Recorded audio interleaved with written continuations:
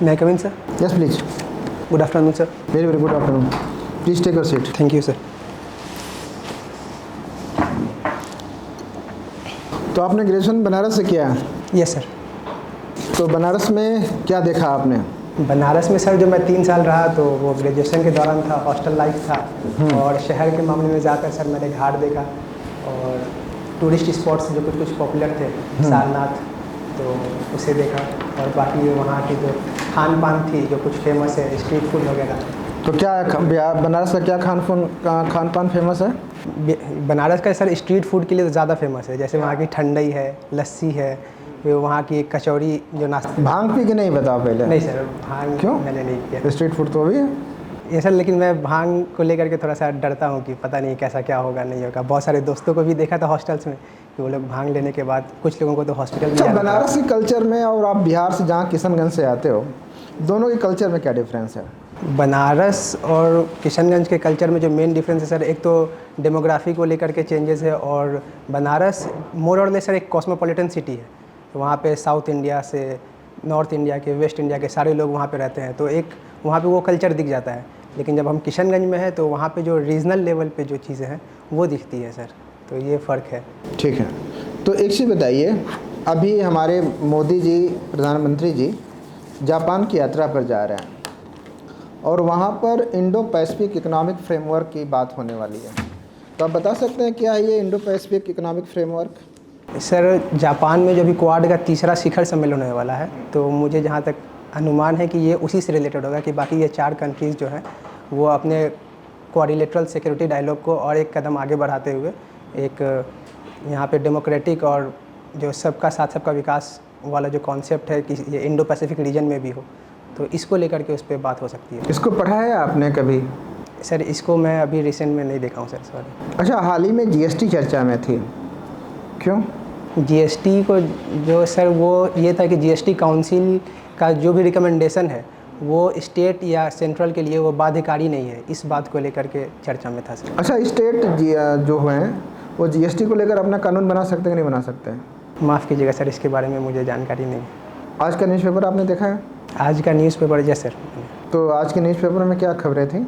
आज के न्यूज़पेपर में सर जो मैंने बिहार एडिशन को देखा था, तो बिहार न्यूज़पेपर में, तो उसमें जो लालू यादव के घर पे जो सीबीआई का रेड पड़ा, एक वो चर्चा में था। ज्ञानवापी का जो चल रहा है वो चर्चा में था और पीवी सिंधु जो स्पोर्ट्स में आज बैडमिंटन में वो ये वर्ल्ड चैम्पियन को जो फर्स्ट रैंक की प्लेयर हैं उनको वो हराई हैं, वो चर्चा में था। ये सब मोटी मोटी चीज़ें सर। अच्छा, जो लालू जी के यहाँ रेड हुई है सीबीआई की, तो किस मामले में हुई है? ये सर रेलवे भर्ती घोटाले को लेकर के है कि ऐसा आरोप है ये कि वो रेलवे भर्ती में बहुत जगह ज़मीन वगैरह लेकर के वो शायद इस तरह का केस था जो सीबीआई उस पर रेड कर रही थी सर। अच्छा, चलिए ठीक है। क्या मतलब होता है कामरान का? कामरान का सर 2 मीनिंग है, एक अरबिक मीनिंग है, एक उर्दू मीनिंग है। तो मेरे यहाँ जो उर्दू मीनिंग चल रहा है उसमें सक्सेसफुल होता है कामरान का मतलब, और जो अरबिक मीनिंग है उसका मतलब होता है खुश नसीब। मतलब आप अपने आप को खुशनसीब मानते हैं या सक्सेसफुल मानते हैं? सर अभी तक मैं अपने आप को वो दोनों चीज़ में देख रहा हूँ कि मैं खुशनसीब भी हूँ और अभी तक आप सक्सेसफुल भी हैं? अभी तक में सर जो क्या है आपकी सक्सेस, क्या है सफलताएं आपकी? सर अभी तक जो मेरी सफलताएं हैं कि मैं बचपन से लेकर एकेडमिक्स में ठीक ठाक रहा हूँ और मेरे पास कुछ अच्छे फ्रेंड्स हैं और मेरी फैमिली जो है अच्छी है, तो इस वजह से ये जो चीज़ें हैं मेरे लिए एक। आज से कुछ 1 साल पहले आपका जो खागड़ा स्थल वो चर्चा में रहा था, क्यों रहा था? माफ़ कीजिएगा सर, मैंने इसको सुना नहीं था। चलिए, जूट उद्योग आपके ज़िले के आसपास बहुत है, आप ये बताइए कि बिहार में जूट उद्योग के पिछड़ेपन के क्या कारण हैं? सर एक तो कि वहाँ पे जब मैन्युफैक्चरिंग यूनिट नहीं है, खास करके बिहार में, जो ये एक रीज़न था। दूसरा रीज़न ये था कि एक टाइम के साथ 80-90 के दशक में जूट के बोरों से ज़्यादा सर वो प्लास्टिक के बोरों का डिमांड बढ़ गया था, तो इससे भी जो किसानों को जो ज़्यादा उसमें फ़ायदा नहीं दिख रहा था, तो वो लोग धीरे धीरे जूट की खेती को कम कर दिए थे सर। बस यही 2 कारण है? ये 2 सर मुझे मेजर रीज़न लग रहा है जिससे। और सर एक दूसरा ज्योग्राफिक डिसएडवांटेज भी हो सकता है जो खास करके किशनगंज पे ज़्यादा एप्लीकेबल होता है कि वहाँ पे जो स्लोप उस तरह का है कि पानी बहुत ज़्यादा नहीं ठहर पाता और जूट को अच्छे से करने के लिए इसका जो प्रोसेस है वो वाटर बॉडीज़ में ज़्यादा होता है, तो ये भी एक रीज़न हो सकता है सर। ओपेन के अनुसार बिहार की जलवायु किस प्रकार की है? कोपेन के अनुसार जो कॉनोटेशन है सर उसका CWG है, तो उसको हम सब ट्रॉपिकल वेट क्लाइमेट में रख सकते हैं सर। CWG में रखा है, AMW में रखा है? सर CWG में। श्योर है आप? Yes sir. चलिए बताइए, आपने ज्योग्राफी से ऑनर्स किया है तो आपने केंद्रीय स्थल सिद्धांत पढ़ा होगा, central place theory. Central place theory में K=7 एक टर्म यूज़ किया जाता है, क्या है ये टर्म? सर K=7 जो है एडमिनिस्ट्रेटिव रीजन के लिए इस्तेमाल किया जाता है। क्या है सेंट्रल प्लेस थ्योरी में, इसका क्या इंपॉर्टेंस है? सर माफ़ कीजिएगा, मैंने उसको अभी अच्छे से नहीं रिकॉल कर पा रहा हूँ, तो उसमें थोड़ा। अच्छा, एक चीज़ बताइए, मानसून पूर्व वर्षा क्या होती है भारत में? इसको किस किस क्षेत्र में किस नाम से जाना जाता है? सर प्री मानसून रेनफॉल जब ट्रफ जो है नॉर्थवर्ड शिफ्ट होता है तो भारत के कुछ कुछ क्षेत्र में जैसे केरल, कर्नाटक, आसाम, वेस्ट बंगाल और बिहार के भी कुछ क्षेत्र में ये बारिश होती है, जिसमें मेनली सर सीवियर लो कन्वेक्टिव स्टॉर्म होता है, जिसको हम लोग शॉर्ट फॉर्म में SLCS कहते हैं। और इसमें सर बंगाल में इसको वैशाखी के नाम से जानते हैं। वैशाखी या काल वैशाखी, सॉरी सर, काल वैशाखी। और केरल में मैंगो ब्लोसोम और कॉफ़ी ब्लोसोम, ये मैंगो शॉवर कर्नाटक में, ये सब चीज़ों के नाम से जानते हैं। केरला में क्या कहा जाता है? केरला में जहाँ तक मुझे याद आ रहा है सर वो मैंगो शॉवर है। फिर महाराष्ट्र में क्या कहा जाता है? माफ़ कीजिएगा सर, महाराष्ट्र का मुझे।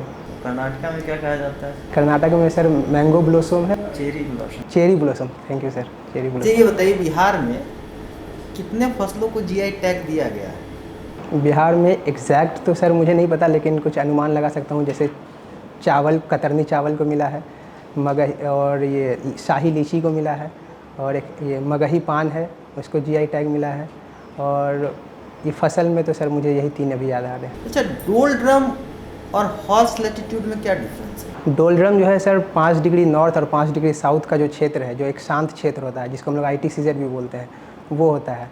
और जो हॉर्स ये 5 डिग्री नॉर्थ साउथ हम कहाँ से लेते हैं? ट्रॉपिक ऑफ कैंसर से, इक्वेटर से, या इक्वेटर से सर। नॉर्थ और साउथ जो है लैटिट्यूड जो इक्वेटर से काउंट करते हैं, और हॉर्स लैटिट्यूड जो है सर सब ट्रॉपिकल जो हाई प्रेशर बेल्ट है उसको हम लोग हॉर्स लैटिट्यूड कहते हैं। और डोलड्रम को के पीछे का कॉन्सेप्ट क्या है? ये तो आपने बता दिया उसका लोकेशन, बट उसका कॉन्सेप्ट क्या है, क्यों उसको डोलड्रम कहा जाता है? सर क्योंकि वहाँ पे वो जो एयर है वो दोनों प्रेशर बेल्ट से कन्वर्ज होती है और वो शांत रीजन होता है, जिसकी वजह से इसको डोलड्रम कहते हैं। अच्छा, माइग्रेशन आपने देखा होगा, पढ़ा भी होगा। Yes sir. तो एक नया कॉन्सेप्ट आ रहा है, रिवर्स माइग्रेशन। क्या है रिवर्स माइग्रेशन के कारण? पहले तो ये कॉन्सेप्ट क्या है, रिवर्स माइग्रेशन होता क्या है? रिवर्स माइग्रेशन सर ये पोस्ट कोविड के बाद थोड़ा ज़्यादा चर्चा में है। जो फैक्टर्स रिस्पॉन्सिबल होते हैं किसी पुल फैक्टर में जो होते हैं, तो वो पुल फैक्टर्स का वहाँ पर कमी हो जाना, तो जब पुल फैक्टर वहाँ पे कम हो जाते हैं तो धीरे धीरे वहाँ से लोग रिवर्स माइग्रेट करते हैं। तो जैसे हम लोग पोस्ट कोविड में ये सर ये देखें कि मैन्युफैक्चरिंग यूनिट्स वगैरह बंद हो गए, सर्विस बहुत सारे। आपको लगता है कि कोविड के दौरान जब पुल फैक्टर वहाँ कम हो गया, तो ऐसा थोड़ी कि जहाँ हम लौट करके वहाँ पूरा एकदम इंडस्ट्री बना हुआ था, इसके लिए हुआ माइग्रेशन? ये तो एक कारण, ये कारण तो नहीं हमको लगता है कि सेटिस्फैक्टरली है। नहीं सर, फुल्ली सेटिस्फैक्ट्री ये रीज़न तो नहीं है, क्योंकि वहाँ पे एक चीज़ें जो जुड़ी हुई थी वो पेंडेमिक से भी जुड़ी हुई थी। तो वहाँ पे पेंडेमिक एक फैक्टर था जो वापस लोगों को अपने घर की तरफ माइग्रेट कर रहा था। और एक सर जो रिवर्स माइग्रेशन का एक प्री कोविड वर्ल्ड में ये हम लोग देख रहे थे कि जब मास लेवल पे अर्बनाइजेशन हो जाता है, जब वो सिटी डेट्रॉइट होने लगती है, तो उसके बाद वहाँ से फिर लोग जो है माइग्रेट करना शुरू कर देते हैं। तो भारत को कितने एग्रीकल्चर क्लाइमेट में डिवाइड किया गया है? माफ़ कीजिएगा सर, इसका एग्जैक्ट नंबर अभी मुझे याद नहीं है। वान थ्यूनन का एग्रीकल्चर थ्योरी आप पढ़े हैं? Yes sir. आज के समय में क्या वो थ्योरी प्रासंगिक है?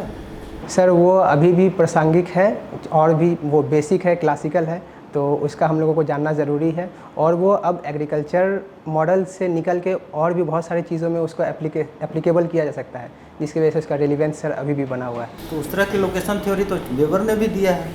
सर वेबर का जो थ्योरी है वो इंडस्ट्री को लेकर के है। क्या फ़र्क है दोनों की थ्योरी में? सर वेबर जो है एक लोकेशन थ्योरी है, तो और फ़र्क पूछा है, लोकेशन थ्योरी थ्यूनन का भी है, वेबर का भी है, बेसिक डिफरेंस क्या है ये बताइए। बेसिक डिफरेंस है सर, जो वान थ्यूनन का मॉडल है वो लैंड यूज़ पैटर्न पे है, और इनका जो है कि इंडस्ट्री कहाँ इस्टेब्लिश होगी उनको लेकर के है वेबर का। ट्रांसपोर्टेशन है सिमिलरिटी दोनों में? नहीं सर, ट्रांसपोर्टेशन का नहीं है दोनों में, सोचिए। सर उसमें जो वान थ्यूनन मॉडल है उसमें रिवर, और अपने अपडेटेड फॉर्म में उन्होंने रिवर को भी शामिल किया था, और इससे पहले वो ट्रांसपोर्टेशन को ये नहीं कर रहे थे। ट्रांसपोर्टेशन है, मैं यही कह रहा हूँ, सोचिए।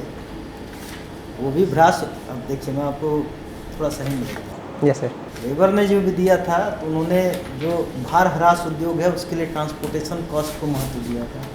और थ्यूनेन ने भी जो थ्योरी दी थी तो उसमें भी ट्रांसपोर्टेशन, शहरों के नज़दीक जो चीज़ें हैं वहाँ ट्रांसपोर्टेशन की जितनी जल्दी सुविधा होगी तो उसके नज़दीक जो कृषि की जाएगी उतनी जल्दी मार्केट में पहुँचेगी। सिमिलरिटी तो आ ही गई ना दोनों में ट्रांसपोर्टेशन का, है ना। अच्छा एक चीज़ बताइए कि आप बिहार के किशनगंज से आते हैं और अगर देखा जाए तो बिहार में आंतरिक सुरक्षा के दृष्टिकोण से 2-3 प्रमुख समस्याएं आपको क्या दिखती हैं? एक तो सर नक्सलवाद है जो इंटरनल सिक्योरिटी के लिए थ्रेट है, और बाकी क्रॉस बॉर्डर जो ये स्मगलिंग वगैरह है, चाहे वो बांग्लादेश बॉर्डर से हो या फिर नेपाल बॉर्डर से हो, ये इंटरनल सिक्योरिटी को सर थोड़ा खतरा है। ये 2 चीज़ सर मुझे लग रहा है कि इंटरनल सिक्योरिटी। अच्छा लास्ट क्वेश्चन मेरी तरफ से, बीएसएफ के अधिकार क्षेत्र में बढ़ोतरी कर दी गई, वो अब 50 किलोमीटर अंदर तक आकर के कार्रवाई कर सकता है, तो आपको नहीं लगता है कि कहीं ना कहीं राज्य के अधिकारों का हनन है? सर इसमें तो देखना पड़ेगा कि वो संविधान में किसको कैसे क्या दिया गया है कि इंटरनल सिक्योरिटी को महत्व दिया जा रहा है, क्योंकि हमारा संघवाद का जो कॉन्सेप्ट है सहकारिता संघवाद पर है, तो उसमें राज्य का ख्याल रखते हुए एक ओवरऑल हम लोग को देश का भी ध्यान रखना है।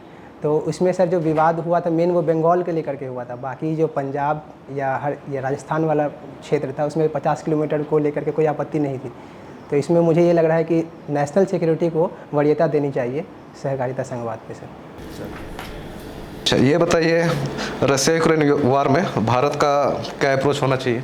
भारत का जो अब तक का अप्रोच है वो गुटनिरपेक्षता वाला है, तो वो अप्रोच भारत के फेवर में है। और जो ऐसा कि हमारे प्रेसिडेंट का भी एक स्टेटमेंट था कि भारत का जो अप्रोच है वो स्टेट फास्ट और कंसिस्टेंट है, तो ये अप्रोच भारत के फेवर में। आपका क्या विचार है इस पे? सर मेरा व्यक्तिगत विचार यही है कि भारत की जो अपनी विदेश नीति है वो किसी के अंडर में नहीं है, वो सोवरेन है, तो खुद से खुद का विदेश नीति है, किसी के प्रेशर में काम नहीं करते।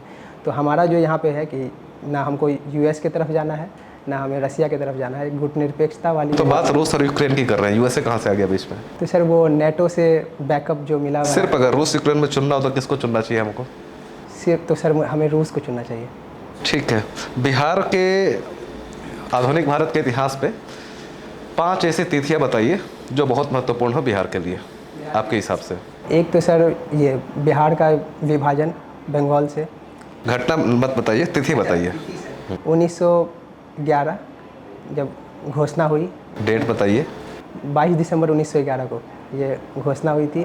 फिर एक मुझे याद आ रहा है सर 11 अगस्त 1942 जो, उसके बाद सर और महत्वपूर्ण 1967 का ईयर एक इम्पॉर्टेंट है हमारे लिए मॉडर्न इसमें, और एक झारखंड का विभाजन 15 नवंबर 2000, ये मुझे लग रहा है इम्पॉर्टेंट डेट्स है सर।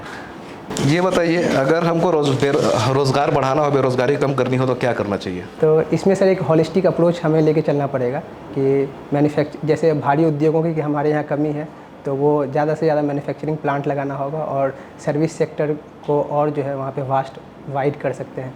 ये 2 चीज़ है। और बाकी शिक्षा व्यवस्था को और अच्छा करके एक स्किल्ड लेबर हम लोग वहाँ पे और ये जनरेट कर सकते हैं, जो एक लेबर इंटेंसिव मैन्युफैक्चरिंग यूनिट वगैरह को पुल कर सकते हैं सर। तत्काल तौर पे रोज़गार को बढ़ाना हो तो क्या करना होगा? तत्काल तौर पर सर इसका मुझे माफ़ कीजिएगा सर अच्छे से आइडिया नहीं है। ब्लू इकॉनमी क्या होती है? Blue economy sir marine economy को जो हम लोग कहते हैं वो ब्लू इकोनॉमी होता है। इसमें हम लोग पेट्रोलियम प्रोडक्ट्स निकालें या फिशरीज़ करें, तो ये सब ब्लू इकोनॉमी में आती है सर। ठीक है सर। कामरान, तो बनारसिया ज़्यादा आपको समझे या किशनगंज के बाबू? सर मैं जब इंटर तक था तो किशनगंज में था, तो थोड़ा सा मैं टीन एज में था, 14-15 साल की उम्र थी मेरी, और जब मैं थोड़ा सा समझ विकसित हुआ तो वो बनारस में आकर के हुआ। तो बनारस का मुझे लग रहा है कि जो अभी वर्तमान समय में एक ज़्यादा इम्पैक्ट है मेरे ज़िंदगी में अभी। तो किस शहर को सिस्टर सिटी बनाने की बात चल रही है बनारस की? आपके वहाँ से जो सांसद हैं, आपके बनारस के सांसद महोदय ने एक शहर को चुना है जिसको एक सिस्टर सिटी के, और उसी के तर्ज पर बनारस का विकास भी किया जा रहा है। क्या समानता है दोनों में? सॉरी सर मैं इसको। जापान का एक शहर है जापान का सर वो क्योटो। हाँ, तो क्या समानता है क्योटो में और बनारस में, क्यों इस दोनों को एक जैसा देख रहे हैं वो? माफ़ कीजिएगा सर, मैं इसको देखा नहीं हूँ तो अच्छा ये बताओ, ये हाल फिलहाल में लाउड स्पीकर वगैरह को हटाया जा रहा है धार्मिक स्थलों से, क्या मानते हैं आपकी, सही है या फिर इतना कड़ाई नहीं करना चाहिए सरकार को, क्या लग रहा है? सर मुझे व्यक्तिगत रूप से ये लगता है कि जैसे भारत एक विविधताओं वाला देश है और सहिष्णुता के लिए ना हमें ये तो रटा विविधताओं क्या होता है, सहिष्णुता क्या होता है, कहीं हमने नहीं देखा। हम तो एंशियंट टाइम से लड़ते आ रहे हैं, तो सहिष्णुता कहाँ है? मुझे प्रैक्टिकल बात बताइए, आपके दिल में क्या है ये बताइए। मेरे दिल में ये है सर कि जो रिलीजियस एक्टिविटीज़ है वो पर्सनल अफेयर्स होना चाहिए, तो इसको लेकर के आप जितना ज़्यादा अपने तक रखेंगे वो ज़्यादा बेटर होगा। तो अभी तो आपने कहा था थोड़ी देर पहले कि आप भी मस्जिद जाते हैं, तो पर्सनल कहाँ रहा? Sorry sir? आप भी तो मस्जिद जाते हैं, आपने ही तो कहा था, तो ये पर्सनल कहाँ रहा? तो मस्जिद जाना वो मेरा पर्सनल चॉइस होना चाहिए, मैं वो कह रहा हूँ सर कि जो भी आप रिलीजियस सही, एक्टिविटीज लाउड स्पीकर बजाना भी पर्सनल चॉइस है, चाहे कोई हनुमान, और आप ये लाउड स्पीकर मस्जिद में ही क्यों, मंदिर में भी तो होता है, हनुमान चालीसा बज रहा है वहाँ। Yes sir. फिर तो इसमें मैं समझ नहीं पाया सर आपके सवाल को, सॉरी। तो क्या करना, हटाना है नहीं हटाना है, क्या करना है लाउड स्पीकर को? सर इस पे तो व्यक्तिगत रूप से अगर मेरा रखा जाए तो उसमें लाउड स्पीकर का साउंड बहुत ज़्यादा नहीं होना चाहिए, ये एक चीज़ है, और दूसरा ये है कि हटाना तो नहीं चाहिए सर। अभी आपने पहले कहा हटाना चाहिए, अब आप कह रहे हैं हटाना माफ़ नहीं कीजिएगा सर, चाहिए। मैं ये कह रहा था कि इसको कितना मिनिमम पर्सनल रख सकते हैं वो बेटर ऑप्शन है रिलीजियस इसमें। लेकिन लाउड स्पीकर होना चाहिए। हाँ लाउड स्पीकर। अच्छा इससे धर्म का क्या संबंध है लाउड स्पीकर का? लाउड स्पीकर का धर्म से मुझे बहुत ज़्यादा संबंध नहीं लगता, क्योंकि जब ये धर्म आया था 6वीं शताब्दी में, जैसे अगर इस्लाम हो या पहले से हिंदुइज़्म चल रहा है, तो उस वक्त तो सर ये लाउड स्पीकर वगैरह नहीं था, उस वक्त भी रिलीजन इंस्टीट्यूट्स चल रहे थे। लेकिन ये साइंटिफिक डेवलपमेंट होने के बाद जो मॉडर्न टेक्नोलॉजीज़ को भी लगाया जा रहा है, तो उसका ये एक उदाहरण है कि आप मस्जिद में भी और मंदिरों में भी या और भी कहीं जगह पे लाउड स्पीकर का इस्तेमाल कर रहे हैं, तो उसको उस तरीके से देखना चाहिए सर। अच्छा ये जो अभी हाल फिलहाल में धार्मिक विवाद हो रहा है, भारत के संविधान के संदर्भ में बताइए, कहाँ कहाँ आप ये धर्म से संबंधित प्रावधान को देखते हैं और किस रूप में देखते हैं? सर एक फंडामेंटल राइट में है जो अनुच्छेद 25 से 28, ये मेन ये 4 अनुच्छेद है जो हम लोगों को फंडामेंटल राइट्स में धर्म की स्वतंत्रता को देता है ये सर। और एक DPSP में भी है, लेकिन एग्जैक्ट सर मुझे अभी वो याद नहीं आ पा रहा है, माफ़ कीजिए। अच्छा तो ये जो धार्मिक स्वतंत्रता आपको दी गई 25 से 28 में, उस पर क्या कोई प्रतिबंध भी है, मतलब कुछ युक्त निर्बंधन है? माफ़ कीजिएगा सर इसको। अच्छा तो आर्टिकल 29-30 में जो आपको मिला है संस्कृति और 25 से 28 में मिला है धर्म का, दोनों में अंतर क्या, मूलभूत अंतर क्या है इस दोनों में? सर जो 29-30 है वो ज़्यादातर माइनॉरिटीज़ के लिए है, उसमें अल्पसंख्यकों के चाहे वो किसी भी आधार पे हो, उनके लिपि भाषा या संस्कृति के संरक्षण के लिए है। और जो 25 से 28 है वो धार्मिक स्वतंत्रता का है, जो भारत के हर नागरिक के लिए है सर। अच्छा ये बताओ, चीन और पाकिस्तान में तुम देश के प्रधानमंत्री हो, चीन और पाकिस्तान में किसी एक देश को तुमको दोस्त रखना है या अधिक दोस्ती रखना है, किससे और क्यों? चाइना से रखूँगा सर, क्योंकि चाइना से एक तो वो भी डेवलपिंग नेशन है और एक्सपोर्ट इंपोर्ट हमारा सबसे ज़्यादा है, और चाइना से हमारा बाउंड्री भी ज़्यादा लगता है, और उसके साथ दोस्ती रखने का ये मतलब है कि हमारा जो बाउंड्री डिस्प्यूट है उसको हम ख़त्म कर सकते हैं। तुम अपने नैसर्गिक रिश्ते को छोड़ दोगे इसके विकास के लिए? पाकिस्तान से तुम्हारा सदियों का रिश्ता, एक ही देश रहे, एक ही भाई भाई हैं, तो उसको छोड़ेंगे ऐसा नहीं है सर। आपने मुझसे पूछा था कि ज़्यादा दोस्ती किससे रखोगे, तो उसमें सर चाइना को वरीयता देना, क्योंकि चाइना तो मतलब ये हो है ना, एशियन विकास के लिए तुम छोड़ दोगे उसको क्योंकि वो पीछे छूट रहा है। अच्छा ये बताओ, नक्सलवाद और आतंकवाद बिहार के संदर्भ में, दोनों में ज़्यादा आपको क्या लग रहा है, बिहार में ज़्यादा खतरा किससे? ज़्यादा खतरा सर नक्सलवाद से है बिहार के कॉन्टेक्स्ट में। लेकिन आए दिन ये पूरे भारत में जो भी अवैध पासपोर्ट पकड़ा रहे हैं, या फिर जो भी अवैध आपका राशन कार्ड बन रहा है या अवैध आपका आधार कार्ड बन रहा है, सब का लिंक कहीं ना कहीं तार बिहार से, और उसमें आपका जिला भी बड़ा आगे बढ़ कर के आता है। माफ़ कीजिएगा सर, इस फैक्ट्स को मैंने अभी तक ऐसा देखा नहीं है, अगर ऐसा कुछ है तो मुझे इस पर देखना पड़ेगा। तुम्हारे किशनगंज से असदुद्दीन ओवैसी AIM के पार्टी जीत गई, किस तरह से देखते हैं आप इसे? विकास देख रहे हैं या क्रिया की प्रतिक्रिया देख रहे हैं, किस रूप में देख रहे हैं? सर ये तो मुझे ऐसा लग रहा है कि जब वो कार्यकाल पूरा होगा और कुछ फैक्ट्स और डेटा के साथ जब एनालिसिस किया जाएगा कि हाँ कि कहाँ पे क्या ग्रोथ हुआ या डेवलपमेंट हुआ या किस तरह की जो सांप्रदायिक सौहार्द वगैरह कुछ बिगड़ा या और अच्छा हुआ, उसके बाद एवेल्यूएशन किया जा सकता है। और अभी तक का जो रहा है, जैसे सर कि मैं तो बिहार में अभी लास्ट कुछ सालों से रह नहीं रहा हूँ, तो जो न्यूज़ में मिलता है या कुछ जैसे पढ़ने को मिलता है तो उसमें उस तरह का कुछ वैसा खबर नहीं मिल रहा है कि वहाँ पे एक क्रिया का ये प्रतिक्रिया है। तो ये चीज़ है सर। चलिए, thank you. Kamran, yes sir. 2 question. पहला तो ये कि अभी क्वाड की आपने बात की थी और क्वाड के बाद अब आकस बन रहा है, तो आकस बनने से क्वाड पर क्या असर पड़ेगा? आकस का जो मेन मोटिव है सर, उसको मैंने अभी तक देखा नहीं है। इसमें ये सुना हो कि ऑस्ट्रेलिया, यूके, यूएस ये लोग तीनों कुछ, तो भारत बाहर हो गया एक तरह से। तो लेकिन हमारा जो क्वाड का मेन मोटिव है वो सिक्योरिटी को लेकर के है। अगर आकस वो इकोनॉमिक ब्लॉक बनता है तो उससे हमें बहुत ज़्यादा फर्क नहीं पड़ेगा, लेकिन हमारा आप उल्टा तो नहीं बता रहे हैं? सर क्वाड तो हमारा सिक्योरिटी के लिए है sir, main perspective. Yes sir, quadrilateral security dialogue है, तो मेन वो सिक्योरिटी के पर्पज़ से है, तो वो हमारे लिए उसकी रेलिवेंस बनी रहेगी आकस बनने के बाद भी सर।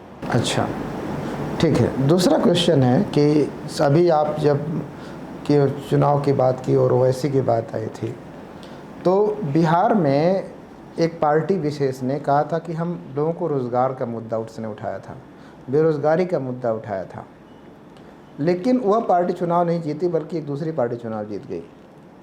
ठीक है, तो आपको क्या लगता है कि बिहार की राजनीति में जो विकास संबंधी मुद्दे हैं वो ज़्यादा हावी हैं या बिहार की राजनीति में जो जाति और धर्म संबंधी मुद्दे हैं वो ज़्यादा हावी हैं? सर मेरा मानना है कि बिहार के वर्तमान राजनीति में विकास के मुद्दे ज़्यादा हावी हैं, क्योंकि अभी जो सरकार बनाने वाली जो बात है सर, वो तो गठबंधन की सरकार है, और जिस पार्टी ने विशेष पार्टी ने रोजगार की या उस तरह की जो डेवलपमेंटल इश्यूज़ पे बात की है, तो वो उस वक्त सबसे बड़ी पार्टी उभर करके आई। तो ये एक संकेत है कि बिहार की जनता जो है विकास को ज़्यादा तरजीह दे रही है वनिस्पत की जातिगत राजनीति को sir. Thank you. Welcome. Thank you sir.